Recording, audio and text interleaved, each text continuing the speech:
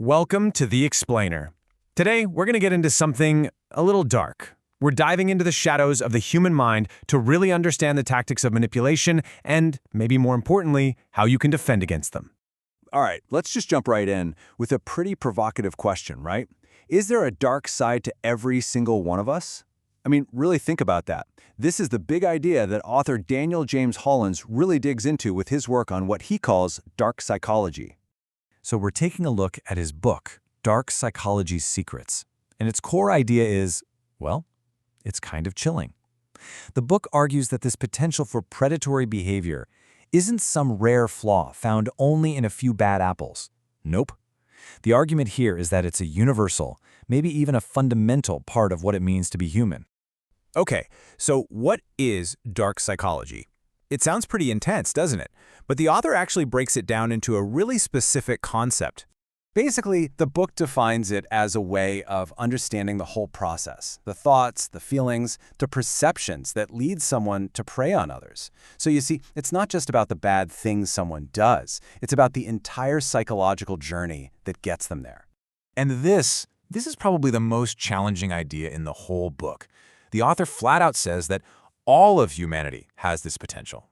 It's not some weird anomaly. It's a fundamental impulse that, thankfully, most of us manage to keep in check. This leads to an even crazier thought. The book asks, are all our good behaviors, are they even natural? Or is it all just a thin veneer of social rules covering up a much more primal, survivalist instinct? You have to wonder, right? Are laws and morality making us good, or are they just a cage holding our true nature back? Wow. So if we accept that this potential is there, how does it actually come out? Well, let's get into the nitty-gritty, the actual tools of manipulation that the book talks about. This is where we get into what's called covert manipulation. Think of it this way. It's not about forcing someone to do something. It's about pulling the strings so subtly that they don't even know they're a puppet. It's all about influence that flies completely under the radar. And a big tool in the manipulator's toolbox? Something called neuro-linguistic programming, or NLP. Now, you might have heard of this in a self-help context, right?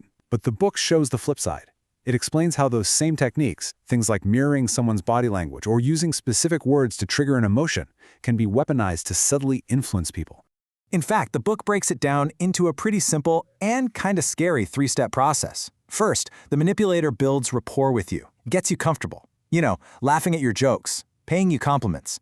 Then, step 2, they distract your critical mind. They'll use phrases like, what if, or just imagine, to get you out of your logical brain. And then bam, step 3.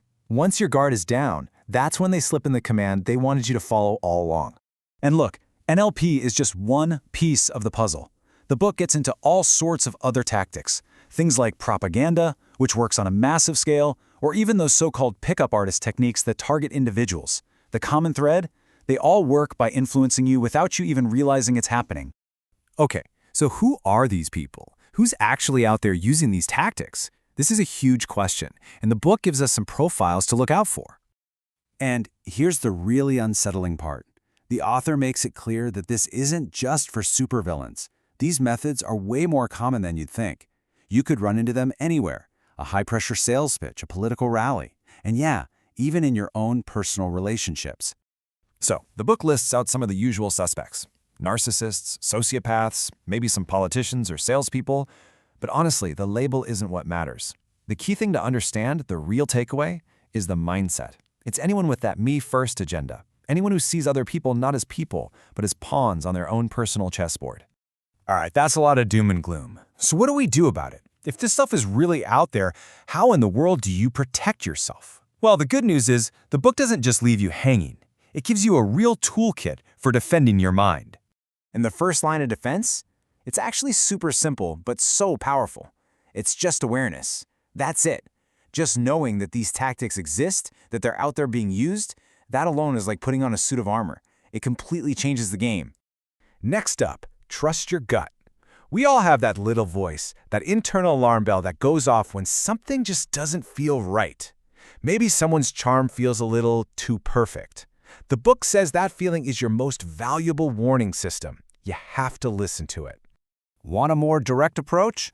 Call them on it. Use assertive communication. Something as simple as saying, "Hey, I noticed you just changed the subject when I asked about that," can be incredibly powerful. It's like turning on a bright light in a dark room. Suddenly, their covert tactic is out in the open and it loses all its power. And finally, maybe the most effective strategy of all is also the simplest. Just walk away. Create distance. If you realize you're dealing with a manipulator, you don't have to engage. You can just leave. Protecting your peace is a totally valid and powerful move. So, we'll leave you with this to think about.